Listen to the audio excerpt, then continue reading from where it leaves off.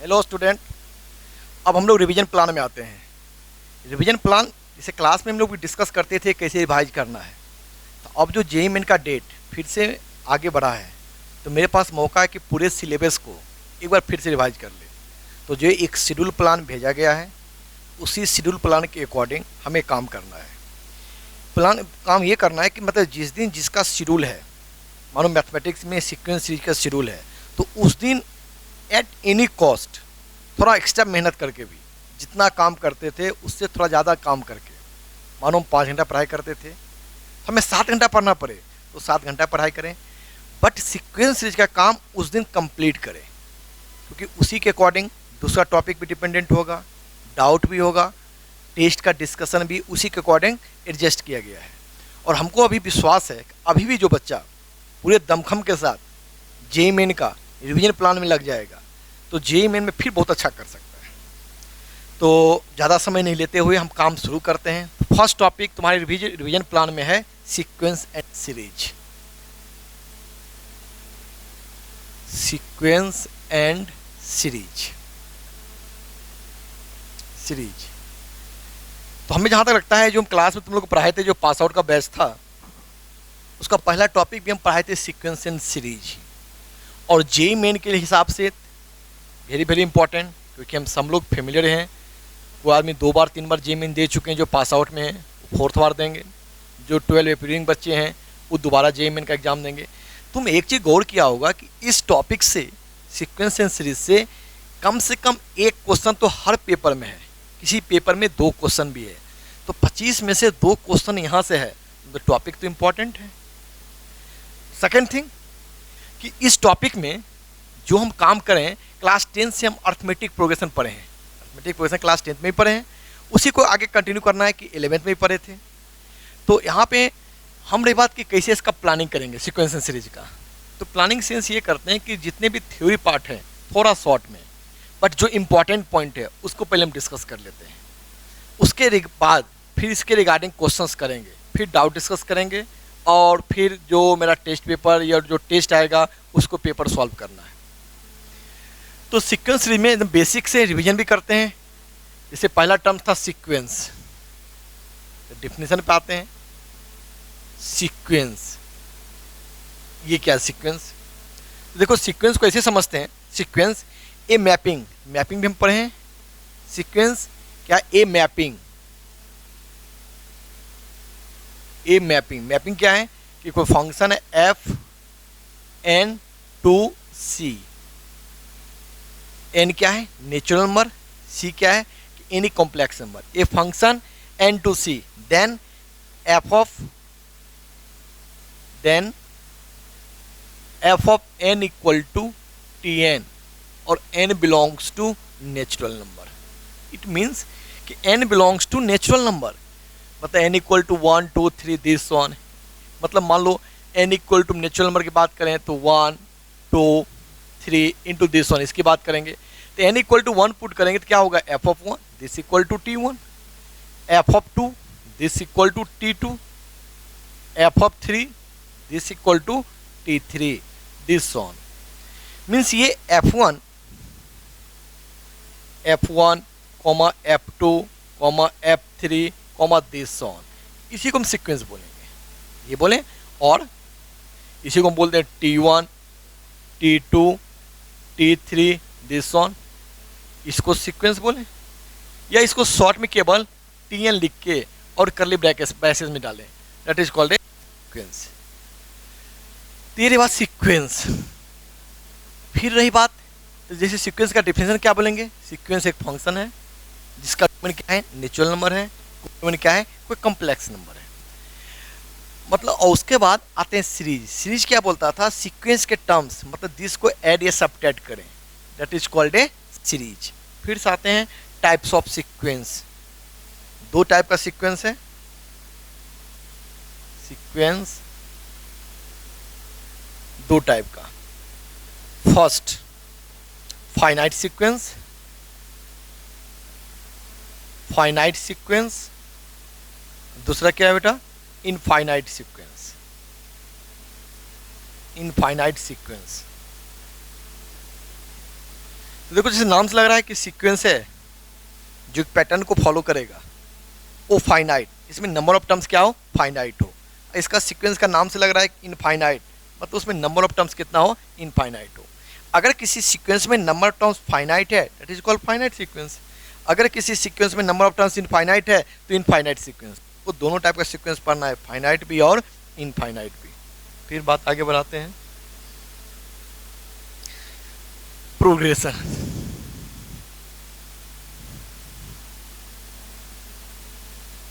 फिर second point है progression. Progression देखो प्रोग्रेशन किसको बोलते हैं भाई, तो एक लाइन डिफिनेशन फिर से सुनते हैं रिवीजन प्लान में। A sequence is said to be progression. A sequence is said to be progression, said to be progression if a sequence is said to be progression if its term increases, respectively decreases, respectively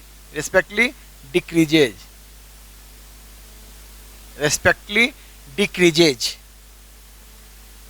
numbers। मतलब किसी भी sequence में progression तब कहलाएगा जब उसका terms या तो इंक्रीज करे, रेस्पेक्टिवली क्या करे, डिक्रीज करे। जैसे फिर हम प्रोग्रेशन का टाइप बोलते थे, प्रोग्रेशन का टाइप्स।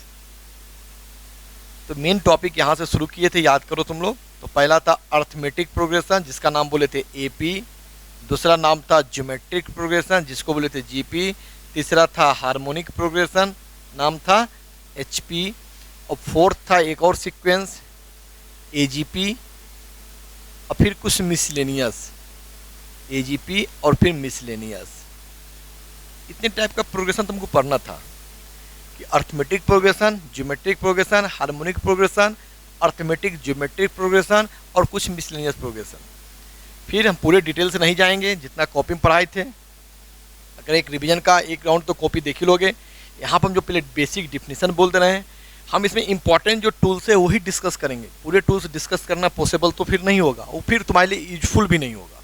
हम ये देखेंगे कि एपी में क्या क्या इंपॉर्टेंट टूल्स है उसको रिवाइज कर लेते हैं, जीपी का जो इंपॉर्टेंट टूल्स है उसको रिवीजन कर लेते हैं, एचपी का कर लेते हैं, एजीपी का कर लेते हैं, मिसलेनियस सीरीज का कर लेते हैं। तो प्रोग्रेशन चाहते हम शुरू डायरेक्टली यहीं से करते हैं, progression AP, GP, HP, AGP. फिर बेटा आओ जाओ तुम अपने अर्थमेटिक प्रोग्रेशन पे।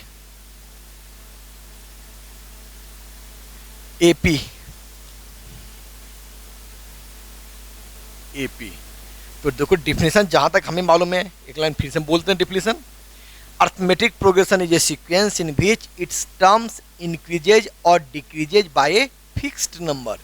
एक ऐसा सीक्वेंस जिसका प्रत्येक टर्म या तो इंक्रीज करे या डिक्रीज करे by a fixed number, then that sequence is called arithmetic progression. Basic हम लोग सब समझते हैं। तो मतलब उसका जनरल टर्म्स ये पकड़ लो भाई कि अगर भाई मान लो पहला टर्म्स है a plus d, a plus 2d into this so on. तो देखो एक चीज तो दावे के साथ हम बोल सकते हैं डी कुछ भी हो। अगर डी मानो पॉजिटिव है तो प्रत्येक टर्म इंक्रीज कर रहा है, अगर डी निगेटिव है तो इससे ये डिक्रीज कर रहा है, फिर ये डिक्रीज कर रहा है। तो हम डिफिनेशन यही बोलते हैं कि एक ऐसा सीक्वेंस जिसका प्रत्येक टर्म या तो इंक्रीज करे या डिक्रीज करे by a fixed number is called arithmetic progression. फिर बेटा को दो तीन टर्म्स आता था, जैसे फर्स्ट टर्म की बात करते थे। फर्स्ट टर्म ये मान लीजिए कॉमन डिफरेंस, वही जो फिक्स्ड नंबर था उसको कॉमन डिफरेंस बोलते थे। फिर कॉमन डिफरेंस पे कंडीशन बना लेते थे। कॉमन डिफरेंस क्या क्या कंडीशन, कॉमन डिफरेंस निगेटिव होगा, या कॉमन डिफरेंस इक्वल टू 0 होगा, या कॉमन डिफरेंस बेटा मेरा क्या होगा, पॉजिटिव होगा। फिर जो ही कॉमन डिफरेंस निगेटिव होगा तो फिर से रिपीट करते हैं एक बार। एक टर्म्स होता है, बहुत बार क्या करता है लोग, तुम देखोगे जेईई का पेपर, जीपी में खासकर इंक्रीजिंग डिक्रीजिंग का टर्म्स बना देता है। तो इसे हम फील करते हैं कि डी निगेटिव है तो ए मानो जो भी टर्म्स है उसमें कुछ सब्ट्रैक्ट किया गया तो टर्म्स क्या हो गया, डिक्रीज किया, इससे तो ये कम हुआ।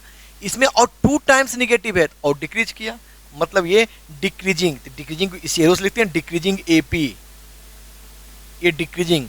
फिर डी इक्वल टू जीरो है, तो डी इक्वल टू जीरो है, ऑल द टर्म्स क्या हो गया, रिमेन्स कांस्टेंट, या बोलते हैं constant AP, all the terms remains same, ये बोलें, या मानो इसको और कांस्टेंट एपी भी बोल सकते हैं, दोनों एक ही चीज है, कांस्टेंट एपी। और जब डी पॉजिटिव है, जब ये डिक्रीजिंग हुआ तो ये कैसा होगा, इंक्रीजिंग एपी। फिर बात आगे बढ़ाते हैं। फिर बेसिक पॉइंट था कि किसी भी एपी का nth टर्म की बात करते थे, तो nth टर्म को जनरली रिप्रेजेंट कैसे करते हैं, tn से, या कैपिटल Tn से, या an से, जनरली यही तुम्हारा रिप्रेजेंटेशन होगा। स्मॉल n में लोअर सफिक्स, या tn या tn। तो दिस इक्वल टू क्या बोलते थे, first term plus number of terms minus 1 into common difference, ये कहलाता था उसका nth टर्म। बहुत बार ये भी मेरा जरूरत का काम था, nth टर्म था। फिर nth टर्म देखने के बाद फिर हम ये देखते थे कि सम ऑफ कितना टर्म्स होगा, तो सम की बात कर लेते हैं, सम ऑफ n टर्म्स। तो सम ऑफ n टर्म्स कितना था, n/2 into 2a plus n minus 1 into D, इसकी बात करते हैं। और यहाँ पे फिर से एक बार बोल दे, लोग जानते हो, a first term, n number of terms, d क्या था, common difference. Sum of n terms, number of terms by 2 into 2a, 2 into first term plus n minus 1 into D, common difference. फिर तो चाहते हैं इसी को तो और कॉम्पैक्ट फॉर्म लिख सकते हैं, n/2 into a plus n minus 1 into 2। सब आदमी समझ रहे होंगे, यही मेरा फिर से ऊपर क्या लिखा हुआ है, nth term.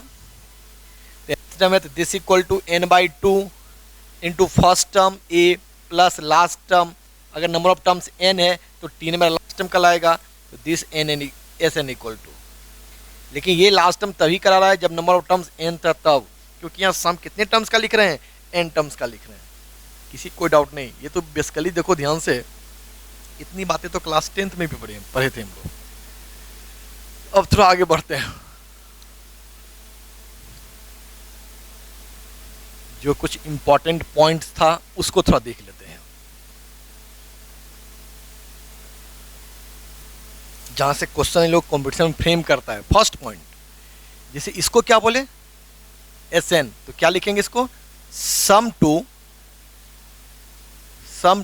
First n terms, ये इंपॉर्टेंट वर्ड है, सम टू फर्स्ट n टर्म, पहला n टर्म्स का सम।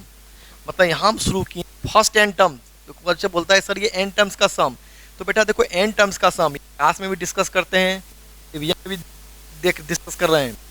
मानो n टर्म्स का टर्म्स, या मानो 1 से, जैसे समझो 1 से लेके n टर्म्स का सम बोले, 0 से लेके n माइनस 1 टर्म्स का, से लेके n प्लस 1 टर्म्स का सम बोले, 2 से n प्लस 1, तो सब में नंबर ऑफ टर्म्स तो n ही इन्वॉल्व है, तो Sn किसका सम है, तो ये Sn जो लिख रहे हैं formula n/2 into 2a plus n minus 1 into D, ये मेरा है सम टू फर्स्ट n टर्म्स। किसी भी अर्थमेटिक प्रोग्रेशन में जो फर्स्ट n टर्म्स है, जहाँ फर्स्ट से शुरू किए हैं, फर्स्ट n टर्म्स का सम लिख रहे हैं।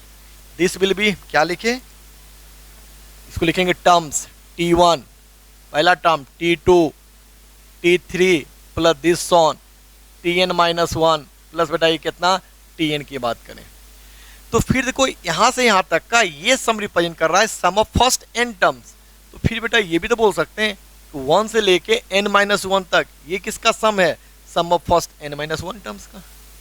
It means Sn this equal to Sn minus 1 plus कितना, tn, तो this implies that tn equal to ये कितना, sum of n terms minus sum of n minus 1 terms, इसकी बात करेंगे। फिर ये बात, इसमें n पे क्या कंडीशन होगा, तो n, ये तो सम ऑफ n टर्म्स है, तो n का वैल्यू कहाँ शुरू करेंगे, t2 से शुरू करेंगे, कि फॉर ऑल, ये ध्यान समझना, for all n greater than equal to 2। क्यों बेटा 2, अगर ये t2 है, जैसे n इक्वल टू 2 डालेंगे, तो देखो n इक्वल टू 2 पे क्या बना, t2, तो t2 क्या कर रहा है, S2 minus S1, S2 minus S1, फिर S2 क्या रिप्रेजेंट कर रहा है, फिर से हम पूछ रहे हैं S2 कि फर्स्ट दो टर्म्स का सम, यहाँ थोड़ा ध्यान देंगे, यहाँ हम लोग कंफ्यूज कर जाते हैं, सम ऑफ फर्स्ट टू टर्म्स, तो सम ऑफ फर्स्ट टू टर्म्स कौन कौन है, T1 प्लस T2, उसमें मानो एक टर्म्स का सबट्रैक्ट, तो T2 इक्वल टू T2, तो मतलब ये वैलिड है for all n greater than equal to 2 के लिए। मेरे हिसाब से परेशानी तो इसमें नहीं होना चाहिए। फिर आगे चलते हैं, हमसे कोई ये पूछ दे कि Tn माइनस 1 ये क्या होगा सर, Tn माइनस 1, तो हम इस n को रिप्लेस किए n माइनस 1 से, तो यहाँ भी रिप्लेस होगा n माइनस 1 से, तो यहाँ भी ये n भी रिप्लेस होगा n माइनस 1 से, दिस n को यहाँ पे दिस n को रिप्लेस किए n माइनस 1 से, तो भाई गया Tn माइनस 1, तो ये भी n रिप्लेस किससे हुआ n माइनस 1 से, ये भी n किससे रिप्लेस हुआ n माइनस 1 से, तो this will be what S n minus 1 minus 1 तो S N minus 2।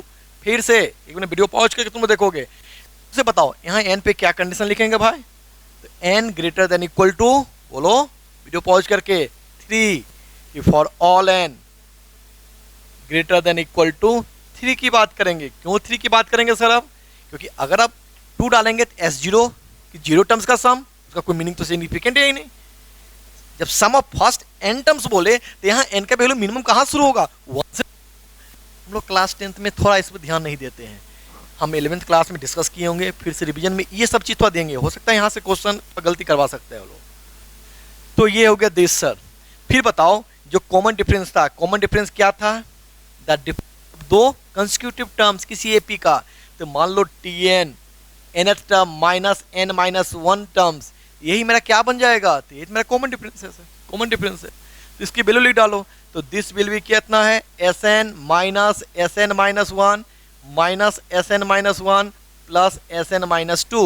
It means कि कॉमन डिफरेंस अगर सम दिया हुआ है sum of n terms minus 2 times sum of n minus 1 terms plus sum of n minus 2 terms, that is called common difference. किसके लिए, for all n greater than equal to 3। ये valid statement है। बहुत बार क्या करोगे तुम लोग देखोगे, जो छोटे मोटे एग्जाम है स्टेट लेवल के एग्जाम, उसमें डायरेक्टली सीट देगा, यहाँ कोई पैरामीटर डाल देगा इक्वल टू दिस, तो पैरामीटर का वैल्यू पूछ लेगा, तो थोड़ा एक बार आइडिया होना चाहिए, नहीं तो लगेगा यार कहाँ से आ गया। फिर थोड़ा आगे बढ़ते हैं, ये तो हो गया पहली बात। और यहाँ से देखोगे तुम इस पॉइंट से हमको लगता है जेई भी सम पूछा है, एक बार जेई एडवांस में भी यहाँ से सम था कि किसी भी एक अर्थमेटिक प्रोग्रेशन का nth टर्म, ये इंपॉर्टेंट है, ये Tn बड़ी इंपॉर्टेंट है। दिस Tn अगर किसी भी सीक्वेंस का मानो अर्थमेटिक प्रोग्रेशन का अगर nth टर्म मिल गया तो पूरा टर्म बता सकते हैं ना, फर्स्ट टर्म क्या होगा, सेकेंड टर्म क्या होगा, थर्ड टर्म क्या होगा, फोर्थ टर्म क्या होगा, तो पूरा प्रोग्रेशन हमको मिल जाएगा। जब उस सीक्वेंस का पूरा प्रोग्रेशन मिल जाएगा उसके बाद क्वेश्चन को जैसे घुमाएगा हम वो घूमेंगे, तो ये वेरी वेरी इंपॉर्टेंट है। यहाँ से क्वेश्चंस बनने के पूरे चांस रहते हैं जेईई मेन में भी। छोटा सा टर्म्स है लेकिन इसको ध्यान रखेंगे कि देखोगे क्वेश्चन भेजेंगे या तुम्हारे पैकेज में भी इसके रिलेटेड सम है। चलो ये तो गया फर्स्ट पॉइंट, थोड़ा और आगे बढ़ते हैं। तुम लोग वीडियो पॉज करके रिवाइज करोगे, उसके बाद सम्स रिलेटेड जहाँ से क्वेश्चन बन के आते हैं, जैसे को Sn दिस इक्वल टू, तभी जस्ट हम क्या लिखे, sum of first n terms this equal to number of terms by 2 into 2 into first term plus number of terms minus 1 into common difference. इसकी बेटा बात की अब थोड़ा क्या करते हैं, इसको मल्टीप्लाई कर लेते हैं, तो क्या बनेगा ये Na प्लस ये इससे भी मल्टीप्लाई होगा n into n minus 1 into d/2। हम करवाए होंगे, हो सकता है इसको फिर से फोकस करना है, दैट इज इंपॉर्टेंट पॉइंट। ये इंपॉर्टेंट टूल्स है, यहाँ से भी क्वेश्चन बन के आ सकते हैं।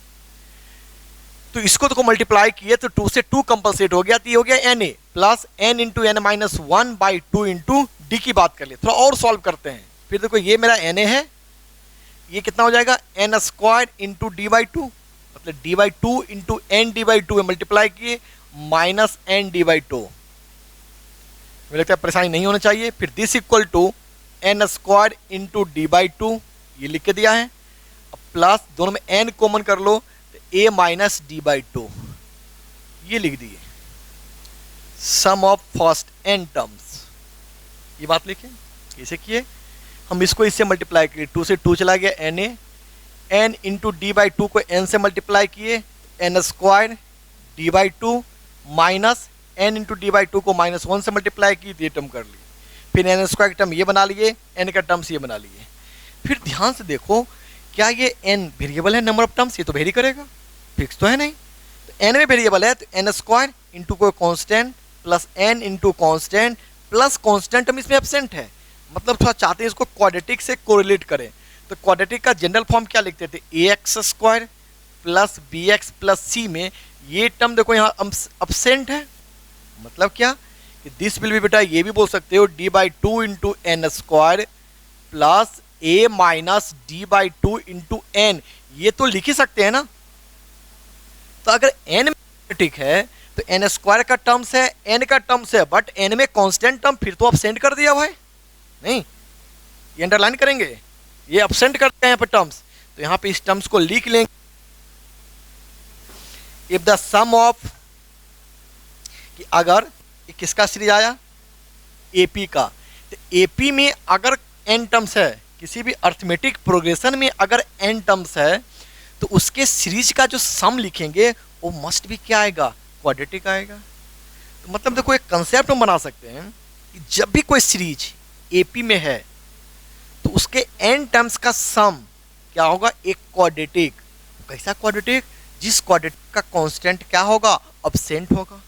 फिर क्वेश्चन है कि सर मान लीजिए अगर कांस्टेंट दे दिया तब उस पर आगे आएंगे, अगर कांस्टेंट इन्वॉल्व होगा तब फिर हम सोचेंगे। तो अब मोटा मोटी हम कहाँ तक आए? हम मोटा मोटी आए कि अगर कोई एक सीरीज लिख के दिया, वो सीरीज का सम एक क्वाड्रेटिक लिख के दे दिया, क्वाड्रेटिक लिख के दे दिया, उस क्वाड्रेटिक में कांस्टेंट टर्म एब्सेंट है, तो हम दावे के साथ बोलेंगे कि वो जो मेरा सीरीज है जिसका सम एक क्वाड्रेटिक बना जिसमें कांस्टेंट एब्सेंट है, वो सीरीज मस्ट भी किसमें होगा? एपी का होगा। फिर से रिपीट करते हैं एक बार कि कोई एक सीरीज दिया, उसमें n टर्म्स है, उसमें पहले n टर्म्स का सम एक क्वाड्रेटिक दे दे, क्वाड्रेटिक ऐसा दे जिसमें कांस्टेंट एब्सेंट है, तो मस्ट भी वो सीरीज किसमें होगा? एपी में होगा। First point. तो इसको लिख लेते हैं लैंग्वेज में, क्योंकि ये इंपॉर्टेंट टूल्स है सर, तो हम चाहेंगे तुम लोग भी रिवीजन में इसको लिख लेना। उसको लिख डालो, a sequence is a sequence is an AP. अगर कोई सीक्वेंस किसमें है? एपी में है। इफ एंड ओनली वो सीक्वेंस एपी में है तभी कहलाएंगे एपी में। If the sum of its n term, if and only if its sum of n terms, if and only if its sum of its n term is the form of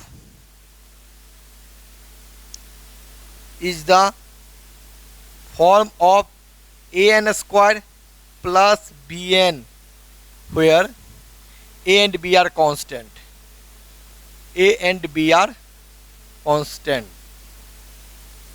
एक sequence AP में कहलाएगा। कहता है कोई अगर sequence वो AP में होगा, if and only its sum, या इट्स सम, या इसे बोल सकते हो if the sum of, if and only if the sum of its n term, ज़्यादा लैंग्वेज सही कर लो, if and only if the sum of its n term in the form of,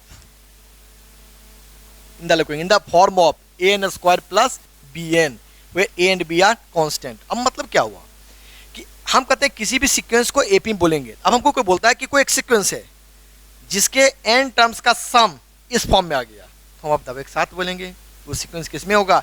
AP में होगा। और साथ साथ एक इंपॉर्टेंट टूल्स कि देखो एपी में तो होगा एन स्क्वायर का कॉफिशिएंट का जो डबल होगा, एन स्क्वायर के कॉफिशिएंट का जो डबल होगा उसका क्या होगा? Common difference, where a and b are constant with the common ratio, वो एपी तो होगा ही होगा, विथ द कॉमन डिफरेंस किसके साथ?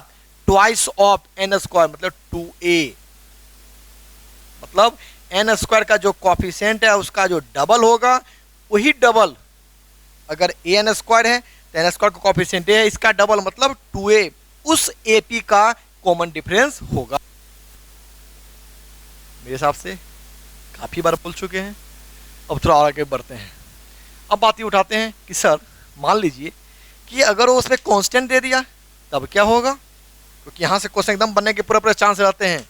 और यहाँ इंट्रोड्यूस कर दिया कि मान लो इस टाइप से असर्शन रीजन में या ऑब्जेक्टिव में फ्रेम कर सकता है कि अब कांस्टेंट दे दिया तब क्या अंतर है, तो उसको समझो। अगला पॉइंट ये बोलते हैं कि भाई मान लो किसी भी एक सीरीज में n टर्म्स का सम ये लिख के दिया, an² plus bn plus c लिख के दे दिया सर, लिख के दे दिया, ठीक। तो Sn-1 क्या होगा, तो देख लेते हैं सर। Sn-1 तो Sn-1 हो जाएगा an-1 का whole square plus bn-1 plus कितना हो गया, c हो गया, ठीक, c हो गया। तो दोनों को डिफरेंस करेंगे तो tn तो दिखेगा हमें, क्या दिखेगा, tn दिखेगा। तो tn कितना हो जाएगा, tn हो जाएगा Sn माइनस Sn-1। तो ये tn कितना हो जाएगा, a times n² minus n-1 का होल स्क्वायर, एकदम केयरफुल्ली यहाँ पे इसको एक बार रिवीजन भैया करना ही होगा, plus b times n minus n-1 plus constant तो एब्सेंट हो गया c minus c 0, this will be a times, फिर से बेटा ये a² माइनस b स्क्वायर, तो a प्लस b तो 2n-1 into a plus b तो 2n-1, a minus b n minus n plus 1 तो 1 हो जाएगा, हटा दो, प्लस b और ये n-1 तो ये b बच गया, ये किसके बराबर, tn। लेकिन ये वैलिड कब हुआ, जब Sn-1 इंट्रोड्यूस किए, तो ये तो वैलिड हुआ for all n greater than equal to 2 के लिए। तो फिर बेटा देखो ये तो वैलिड हुआ कि फॉर ऑल